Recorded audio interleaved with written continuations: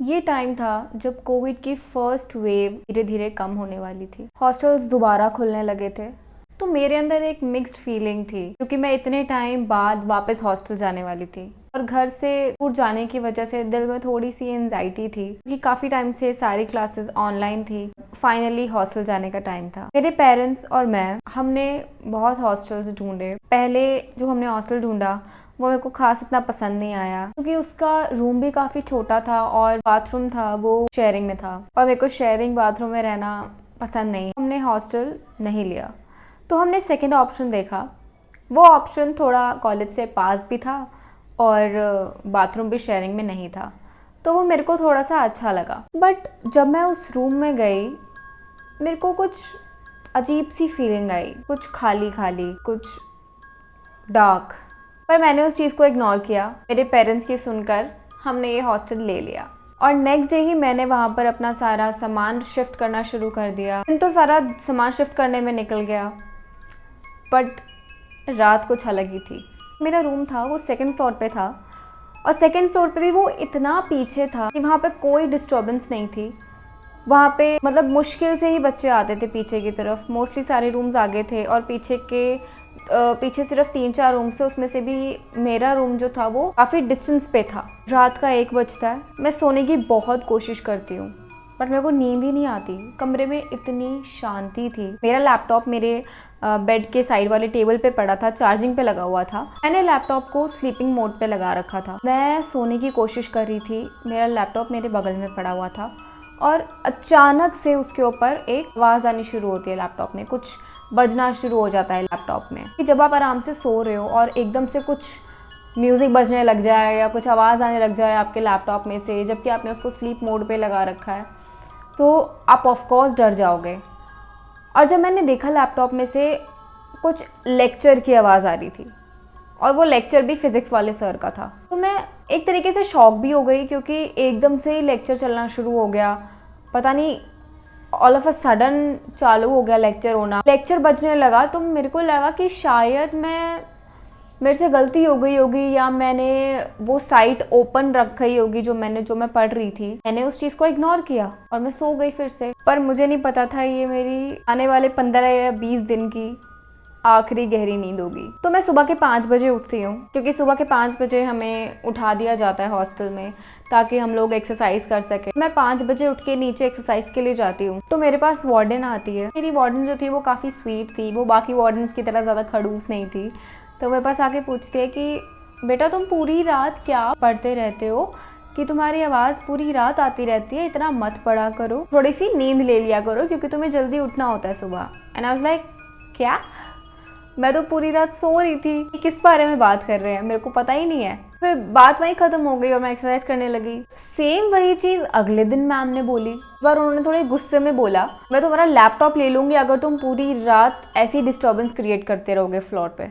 मेरे को समझ नहीं आया मैं बोलूँ क्या कि मैं तो पढ़ी ही नहीं पूरी रात, मैं तो सो रही थी और इनको कहाँ से मेरे पढ़ने की आवाज़ आती है। लैपटॉप क्यों ले लोगे जबकि मैं लैपटॉप बंद करके सो जाती हूँ। उस टाइम तो वो मैटर वहीं पे ही सॉर्ट हो गया। तो नेक्स्ट डे जब मैं फिर से नीचे जाती हूँ एक्सरसाइज के लिए, मेरे पास एक मेरी सीनियर आती हैं, वो उसी फ्लोर पे रहती थी। उनका रूम मेरे रूम से काफ़ी दूर था। So she came to me, उन्होंने मुझे बोला यार तू इतनी करेजियस है, मेरे को पता ही नहीं था। आई वाज लाइक मैंने ऐसा क्या कर दिया जो मैं इतनी करेजियस हूँ? एंड देन शी सेड तेरे को पता नहीं है तेरे रूम में क्या हुआ था? मैंने बोला नहीं मेरे को नहीं पता ना, मेरे को किसी ने कुछ बताया मेरे रूम में क्या हुआ था। मेरे को उन्होंने बताया कि जो मेरा रूम था वो अब 2 साल बाद खोला गया है।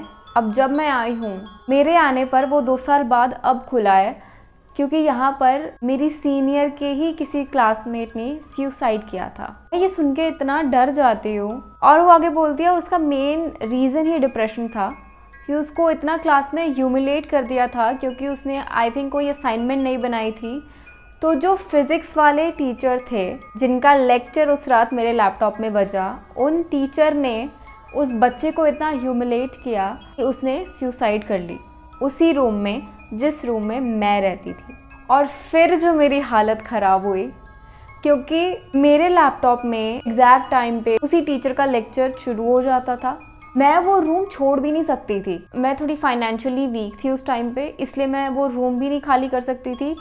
और जब मेरे को ये बात पता चल गई तो मेरे लिए उसमें रहना वॉज वेरी डिफ़िकल्ट।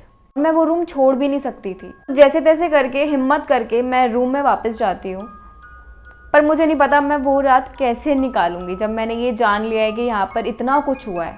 और अब जब मेरे को पता था कि मेरे रूम में क्या हुआ है, तो हर रात छोटी से छोटी चीज़ भी मेरे को नोटिसेबल होने लग गई थी। मेरी नींदें उड़ने लग गई थी, मेरे को नींद नहीं आती थी पूरी रात। कभी कोई फ्लोर पे चल रहा है, किसी के पैर की आवाज़ आ रही है, कभी दरवाजे पे नॉक की आवाज़ आ रही है। तो मैं हर चीज़ अब इतना ज़्यादा नोटिस भी करने लग गई थी और वो चीज़ और बढ़ने भी लग गई थी, क्योंकि जब आप उस चीज़ से डरने लग जाते हो वो चीज़ और पावरफुल हो जाती है और आप उस चीज़ से ज़्यादा डरने लगते हो। पर 5वें दिन कुछ ऐसा हुआ कि मेरी तो हालत ही ख़राब हो गई डर के मारे। तो 5वें दिन क्या होता है, 2 बजे मेरे रूम के बगल वाले रूम में इतनी ज़्यादा ज़ोर की आवाज़ आती है, जैसे कुछ बहुत ज़ोर से टूटा हो या कुछ बहुत ज़ोर से गिरा हो। उस रूम का एक्सेस सिर्फ मेरे पास होता है। मेरा रूम सबसे पीछे था, तो जो वो रूम था उसका एक्सेस सिर्फ मेरे पास था, वो सिर्फ मैं यूज़ कर सकती थी। तो वार्डन भी भागी भागी आती है कि क्या हो गया। वो मेरे को डांटने लगती है कि तुमने ऐसा क्या कर दिया कि इतनी आवाज़ आ गई, पूरा डिस्टर्बेंस कर दिया, ये वो। मैं इतना ज़्यादा डर जाती हूँ कि मैंने तो कुछ किया ही नहीं, इतनी ज़्यादा आवाज़ कैसे आ सकती है किसी चीज़ की। मैं वापस चली जाती हूँ सोने, सॉरी वॉरी बोल के वार्डन को। फिर मैं डिसाइड करती हूँ अब से मैं अपने फ़ोन पर प्रेयर्स चलाकर या भजन चलाकर ही सोऊंगी। फिर मैंने ऐसा ही किया। मैंने उस दिन से अपने फ़ोन में हनुमान चालीसा चला के मतलब सोना शुरू कर दिया और कुछ दिन कुछ भी नहीं हुआ। तो मेरे को काफ़ी रिलीफ मिला उस चीज़ से कि यार ये काम कर रहा है, ये चीज़ काम कर रही है। तो मैं उस दिन से थोड़ा ठीक ठीक फील करने लगी। और 14th डे ऐसा कुछ होता है, एकदम से जो प्रेयर्स हैं वो बंद हो जाती है मेरे फ़ोन पे और मेरी आँख खुलती है कि एकदम से ये प्रेयर्स कैसे बंद हो गई।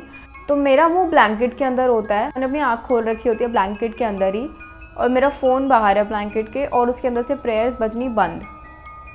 फिर मेरे को आवाज़ आती है किसी ने मेरा फ़ोन खिड़की की तरफ बहुत ज़ोर से फेंका है, जो कि दरवाजे के एकदम दूसरी तरफ है। मेरे बेड के एकदम डायगनली खिड़की थी, उस तरफ किसी ने फ़ोन उठा के फेंका है। मेरे को जब आवाज़ आई कि मेरा फ़ोन किसी ने फेंका उधर, मैं फट उठी, मेरे को लगा कि आए ये। मैंने देखा तो मेरा फ़ोन सच में उधर गिरा हुआ था और मेरे अलावा उस रूम में कोई भी नहीं रहता था। उस टाइम मैंने कुछ नहीं सोचा, कोई लॉजिक नहीं सोचा, मैं डायरेक्ट हॉस्टल की वार्डन के पास गई। मैंने उसको सब बताया एंड आई सेड कि मेरे को ये रूम खाली करना है, मैं यहाँ पे नहीं रह सकती, मेरे पेरेंट्स को बुलाओ।